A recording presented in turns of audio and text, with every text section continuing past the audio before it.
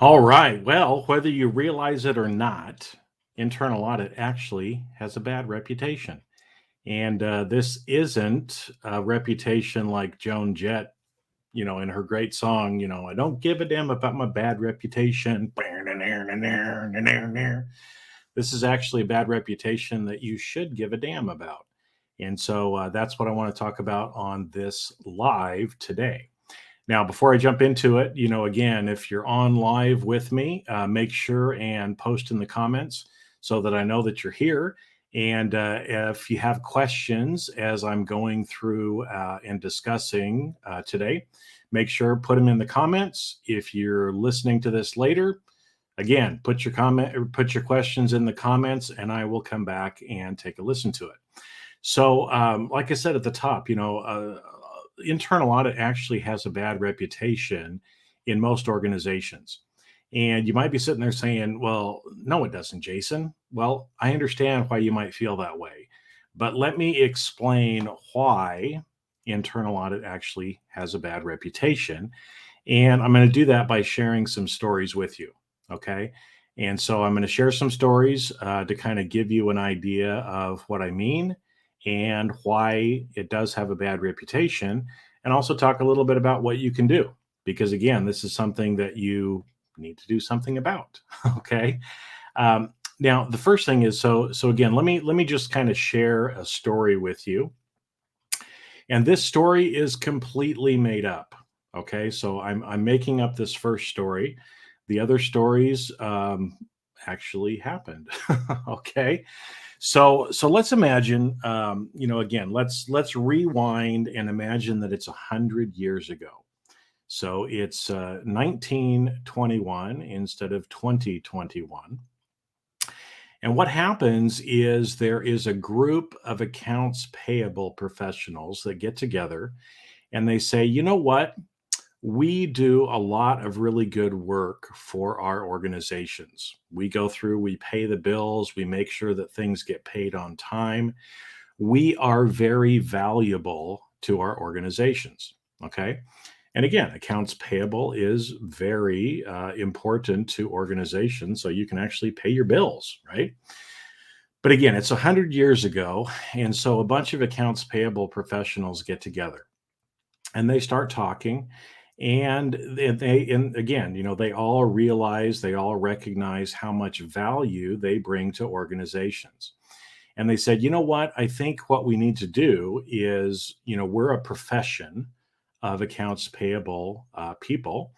And so let's create an organization and we'll come up with some standards and we'll do some things like that that show how you're supposed to do accounts payable in organizations.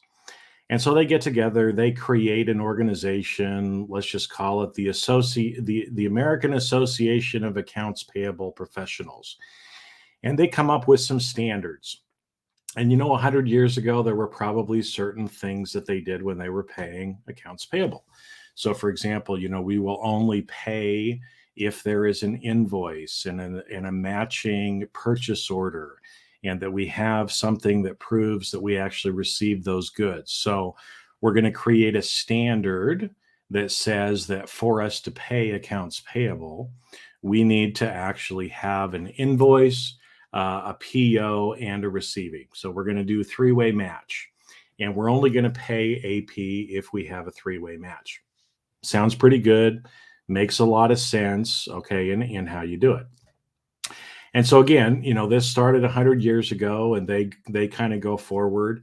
And over time, they change, but they get together each year for an annual conference and they talk about kind of what some of the things are that are going on in the organization, and they pat each other on the back, about what a good job they're doing for their organizations by paying the bills, and they feel pretty good about themselves. They add more standards over time because they find that there's some different things that maybe they need to do, and their membership grows. They grow. They've got lots of members all over the country, all over the world, and they're feeling pretty good about themselves. They actually come up with certifications that prove that they're actually, know what they're doing. And again, they're feeling pretty good about themselves. They're helping their organizations. Things are going great. Okay. And again, as I said, they've got standards. They know what it is that they're supposed to be doing. They make sure that they're doing things in a professional way because they are a profession. Now, what ends up happening is eventually maybe there's people in their organizations that want them to do things different. And so, for example, maybe the executives in the organization look at it and say, you know what, I don't know that we need that three-way matching anymore, because a lot of the things that we're paying for, we really don't need to create a purchase order. We don't really need to create a receiver for it because it's really a service. It's not traditionally what we had done maybe 100 years ago, in how we pay bills. And so, they come back and they say, you know what, we don't really want you to do that anymore. Instead, we want you to kind of change what we're doing, or we're no longer going to use POs and receivers for everything. We're just going to pay off the invoice. So the accounts payable people come forward and they say, you know what, we can't do it that way because the problem is, see, we follow standards, and the standards say this is how we're supposed to do it. And because we're a profession and we know how to pay the bills in an organization, because of that management, I hear what you're saying, but we really know how to do it better. And you really can't tell us what to do, right? We know how to do this. We're following standards from our profession. And so, no, we're not going to do that. Now, that's a little made up story. Okay. But again, let's think about that. If accounts payable professionals were doing that in organizations, how do you think management would think about them? Do you think management would be very happy with what they're doing? Probably not. Okay. Because again, they're not changing with the times, they're being inflexible. They've created a whole profession and are patting each other on the back about what a great job they're doing without ever really, checking in with the company to see actually how they're doing. And in fact, what ends up happening a lot of times with that is maybe some of these accounts payable professionals, they start, maybe sounding a little self-righteous to people in their organization. Oh, well, I know how to do this. You don't know how to do this, so you can't tell me how to do my job. Well, if employees of a company are saying that to management, if you were the management, what would you do? You'd probably say, you know what, you got a bad attitude, you got a bad reputation. Maybe we don't need you anymore. And so they could fire them. They could say, you know what, maybe we're going to buy a system instead because we don't need all these accounts payable clerks anyway. System can do a lot of this stuff anyway. Okay. Now, it might sound a little far-fetched, but that's kind of exactly what happens, right? I mean, accounts payable processes have changed over the years. Systems have replaced a lot of the people that were there. And so no matter, if this professional organization of accounts payable people, no matter how great they think they are, things are going to change, right? And they can stand there on their high horse. They can be self-righteous and continue to say, nope, I'm not going to do it the new way. I'm not going to do it that way. We know better than you do. When that happens, again, what do you think is going to happen? Those people are going to be fired and let go. Okay. Now, I told you, again, if you're on with me live, go ahead and put something in the comments so that I can see that you're here. If you have questions, that we can get into that as well. So I told you I was going to tell you a story that didn't happen. That was the one about accounts payable. Now, let me tell you a story that really did happen. So it wasn't 100 years ago, but about 80 years ago, there were a group of internal audit people that got together, and they said very similar to what I was talking about with accounts payable. They said, you know what? We provide a valuable service to our organizations. And they do. Okay. And so, again, they decide that they want to make this a profession. They want to, see themselves as being different, as being, a group that really is there to protect the organization. And I'm not saying that they're not, they are. But eventually they come up with some standards and they decide how things need to work. They use certain terms like independence and objectivity and some of these different words to try to describe and make themselves a little bit different. And I get it. I understand it's a normal thing. Lots of professions have done this. The problem is, just like that, little fictitious story that I told you about accounts payable, some of those same things happen now in internal audit. We get some people in internal audit who say, you know what, I follow certain standards. I know how to audit. You don't know how to audit. Well, again, to the other person, what does that sound like? Sounds like you're being a little self-righteous. Sounds like you're not being a team player, that you're maybe not necessarily there to help your organization, but instead you're there to help yourself and to help your profession. So again, to a lot of managers who are hearing or seeing that, you can understand why internal audit can actually have a bad reputation in a lot of organizations, right? Because there's a lot of people that are doing exactly what they're being told to do, but from the profession. We've got to be independent. We've got to be objective. We've got to follow the standards.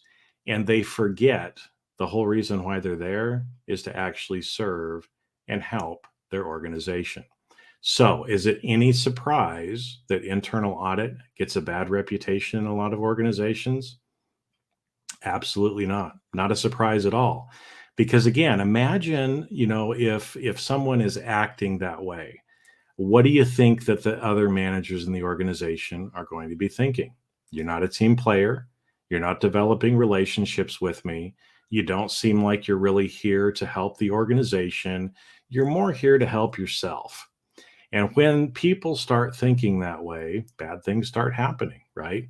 Um, in fact, it's sad, but this ends up happening. Now, you might be sitting there saying, "I know, Jason, this is all great, but you're making this up and you're making a bigger deal out of it." Well, maybe I'm not. And let me share with you another true story that I just heard about in the last little week or so. So there was a chief audit executive, person in charge of internal audit, who got into some relationship issues with people in their organization. And again, I don't have all of the details, but apparently what ended up happening was this chief audit executive got into a real pissing match. That's a fight, for those of you that English might not be your first language, with the executive in charge of human resources. Now, for whatever reason, this chief audit executive did not have a great relationship. It appears that they were probably trying to pull the independence and objectivity card on people. And so what ended up happening is the chief audit executive got fired. Now, again, is that a big surprise? Not really. If you're not a team player, if you're not going along, and again, when I say that, I'm not saying that you're going along with people doing things unethical. But sometimes when people think others are doing things unethical, they're actually not, right? In fact, one of the people that I talked to, I mean, as I talked to her, because this person got fired, not a he or a she, I'm not saying that, got fired and really went off about how unethical every executive in the organization was. And I was left to wonder, could really every executive in that person's organization be unethical? Because this person was feeling like they were proud of the fact that they got fired because everybody's unethical. Well, I don't think so.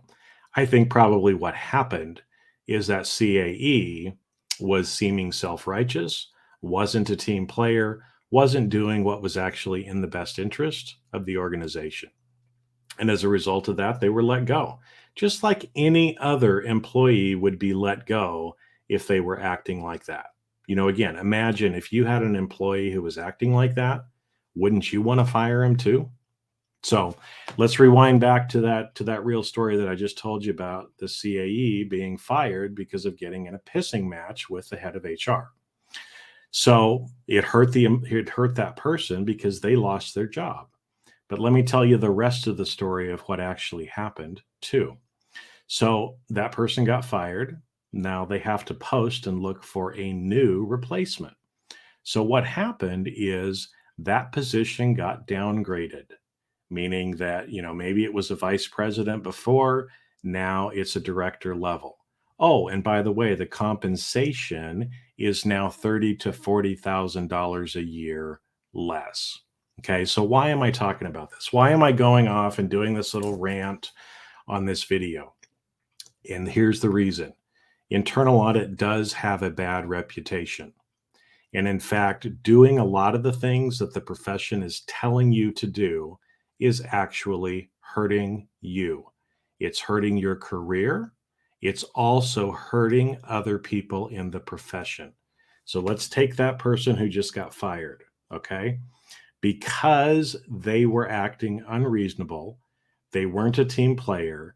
Not only did it hurt themselves, but it hurts everybody else. Why? Because now that position is downgraded. It's a lower paying job. Again, just because somebody was too egocentric, bullheaded, wasn't willing to compromise, and didn't actually establish and develop the relationships that they needed to have. Because really, folks, at the end of the day, you got a job to do, but the way to get that job done is by having good relationships. Okay. If you're prioritizing getting your job done over the relationships, you're going to lose in the end. Okay. So that was a little stories that I wanted to share with you. Again, if you're here with me live, go ahead and put something in the comments so that I know that you're here. Because I'm happy to have got a few extra minutes. I can hang around and answer some questions for people that are on here live with me as well. SA, okay, comment that came in, some auditors feel themselves entitled and are harsh with other employees. I totally agree with you. I think that, again, it's one of the reasons why I'm starting to talk a little bit more boldly about this, is because some of those people who feel like they're better than other people, who feel like that, I'm a profession, I know how to do this, you don't know how to do this, I'm following standards, I'm independent, I'm objective. Bullshit. Okay. I'm going to call bullshit on that, folks, because at the end of the day, if you're a horse's butt and you're not helping your organization, you're not helping your profession either. Okay. And so because of that, if you're being harsh with other employees, if you're trying to manipulate other employees to get them to do what you need them to do so you can complete your audit, you're burning bridges, you're burning your relationships, you're hurting yourself, and you are hurting everybody else in the profession, because if you're doing that, okay, I'm pointing at you, if you're doing that, you're creating a bad reputation for internal audit, not only in your organization, but for the whole profession. So stop it, because you're hurting everybody else, okay? SA, thank you. Absolutely right. Politics and positive communication is important. Absolutely. Okay. Learning how to manage the internal politics is something that most internal auditors don't know how to do, right? That's one of the reasons why I've been teaching this. It's why I have some of the courses and some of the programs that I have, because honestly, you guys are getting your butt kicked because you don't know what it is that you need to do. Okay. And I understand you've never been taught that. And so it's like you're walking into battle having never been taught how to fight.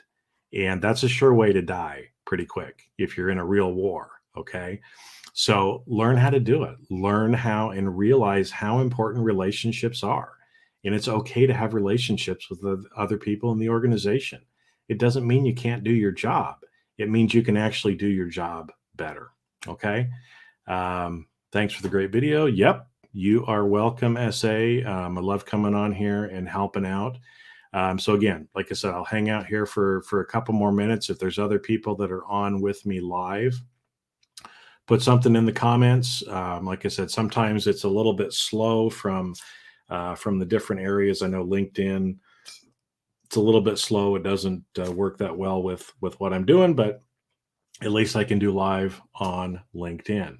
So So again, if you're on with me live, put a comment in. If you're watching this video later, um, put a comment in. And even again, if you think I'm full of crap, go ahead, put the comment in there as well. I'm happy. You don't have to agree with me.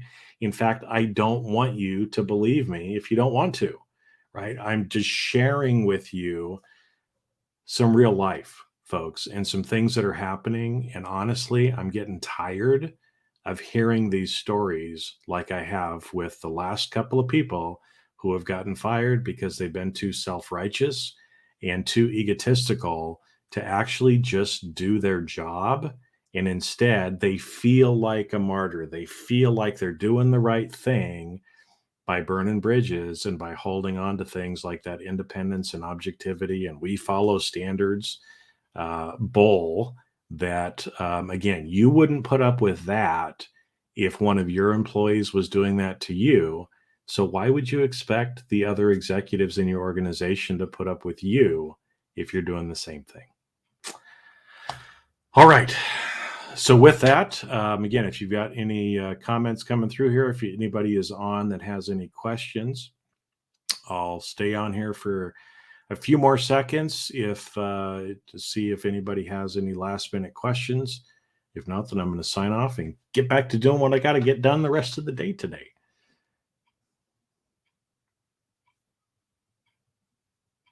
All right. So with that, 10, 9, 8, 7, 6, 5, 4, 3, 2, 1. Oh, here we go. Got something else coming in here. So let's see here. Derek. I agree with you. Thank you, Derek. Let's see here. Let's see. I'm going to kind of read through here so we can have the discussion here. Yeah, providing advice and guidance is not a bad thing from an independent standpoint. In fact, we should be doing that. We should be helping our organizations. One of the things that is so bad that people do is, nope, I'm sorry, I can't audit that because it doesn't exist. So every year I'm going to tell you, what a piece of garbage you are because you don't have certain things in place that I can't audit. Well, instead, again, let's provide people some advice. Let's actually help put some of these things in place to really help your organization. That's the whole reason that we're here, folks. Don't lose sight of that. You are there to serve and help your organization. That looks a little different in every organization. And so because of that, you're not going to do the same things that everybody else does. Okay. And it's okay. It's okay. Do what's right for your organization and what's right for you. Yeah, Derek, agree with you because again, we have to be established as a trusted advisor. And if you take those two words and you think about them, okay, to be trusted means you have to be trustworthy, right? People have to trust you. You only trust people if you actually have a relationship with them. See, and that's one of the things that people forget. People are not going to trust you until you've established a relationship with them. The second word in there, advisor, they're not going to follow what you're suggesting from an advice perspective unless you've got a track record with them. You've actually shown them that what you have to say is worthy of that advice. And so because of that, again, that's why I talk so much about relationships. That is so important. If you are not doing that, if you are not developing and managing the relationships in your organization, it's going to be really hard for you. I promise it will be really hard for you, and you will end up probably finding yourself in the situation of some of those people that I've talked about. Mike, glad to have you on here, man. So Mike says not only are relationships essential for corporate survival, but it actually makes us more effective. You are absolutely right, my friend. It doesn't just help you survive and stay in your job, but it makes you more effective, right? Because people will actually listen to you. Until you've gotten to that point where people know, like, and trust you, they're not going to listen to you. And that takes some work that we have to actually do up front. Okay. Yep. Who do you listen to for advice? People you like and respect, not people who are adversarial and bullish. Totally spot on, Mike. Love your comment because you're absolutely right. If you're being a pain in the butt to people, if you're being adversarial, if you're telling people that they're wrong and you know better than they do, right? It reminds me there were these great lines. There's a movie called Matilda that is one of the lines in there. Danny DeVito is her dad. And he stands up there and he says, "I'm big, you're little. I'm smart, you're dumb. I'm right, you're wrong." And I just love that line because how much of the time do people actually do that, where they're literally um, that brash to people that they're telling them that? And as I said, I've been doing this for a long time, folks, and I see a lot of people in internal audit doing almost exactly the same things, almost using some of the same words. It hurts you, it hurts the profession, so stop doing it. Okay. Um, Got LinkedIn user, so your profile didn't come through. So for whatever reason, your privacy settings probably don't let me see who you are. So if you're still here, LinkedIn user, let me know. But thanks, Jason, for your comments. And for telling us advice no one is telling in reality. You're welcome. That's why I'm here. In fact, you know what? There's going to be you watch. Everybody who's watching this and is agreeing with me, you watch. There's going to be a bunch of pinheads that down below in the comments are going to tell me I am full of shit. And you know what? I don't care, because those people who are saying that are the same people who are causing the problems that I'm telling you about. And again, you can look at who they are. Go ahead, right? But a lot of the people who don't want to hear this message are the people who are perpetuating the bad reputation. And we need to stop it. We need to stop it. Yeah, and you're right. LinkedIn user, there's no contradiction between doing work well and treating people in a good manner. I totally agree with you. You know what? You can be effective and you can still be kind. You can do things, you can treat other people like human beings. You can think about the long-term relationship and do things for the long term, right? Sometimes we get in the way of ourselves by focusing so much on what we think we have to get done on this particular project, and we end up shooting ourselves in the foot. We accomplish the project, we get it done, but by doing that, we end up burning the relationships and burning the bridges that we actually need to be effective in the long term. And I'll tell you something else. There's a lot of times, again, a lot of internal auditors think they are the defender of the free world. And let me tell you a little story. When I was in public accounting, I was brand new, new staff auditor in public accounting. And one of the seniors that I worked for used to like to say, "We're the defenders of the free world," right? By providing these external audit reports, we're helping to protect the integrity of the financial markets. No, we're not. Okay. No, we're not. That we like to think that we do. And again, I understand, and it's okay. We like to pat each other on the back and tell each other what a great job that we're doing, but we're taking ourselves way too seriously and think that we're doing much more than we are if you let yourself believe that. Okay. Now, I've talked a lot about, echo chambers and other things like that. Because if you just surround yourself with people who are telling you how great you are and you're doing such a great job and, oh, everything is fine, don't listen to them, they don't know what you're talking about, you're perpetuating the problem. And eventually you're going to end up getting yourself in trouble, right? And so, again, that's why I'm here. I'm preaching the truth, folks. I wish I didn't have to say it. But honestly, nobody else in our profession has the balls to say it. So I'm going to say it because I'm tired of internal audit getting a bad reputation and everybody in the profession suffering from it. Just being real with you, folks. All right. Anybody else on with me live? Any other comments that you want to go through or questions here at the end? I know I probably just pissed off a lot of people, but you know what? That's okay. You probably need to be pissed off at me because somebody needs to reach through and shake you. Because if you've been doing any of these things that I've been talking about, it's time to stop it. Stop it, stop it, stop it. So LinkedIn user, thanks for the thumbs up. I'm giving you a thumbs up back virtually this way as well. And with that, hey, again, appreciate everybody who was on here live with me for the comments. And again, if you didn't get this live, feel free to go ahead and add in the comments below because I come back and take a look at them again later and try to answer your questions. If you have any questions that you put in there, respond back to the comments. And as well, if I decide that maybe your question is, I can't do it justice in just typing a sentence back to you, then I'll add it to my list for future lives like this that I do where I'm answering people's questions. So with that, have a great rest of your day, and I'll see you online wherever I see you online.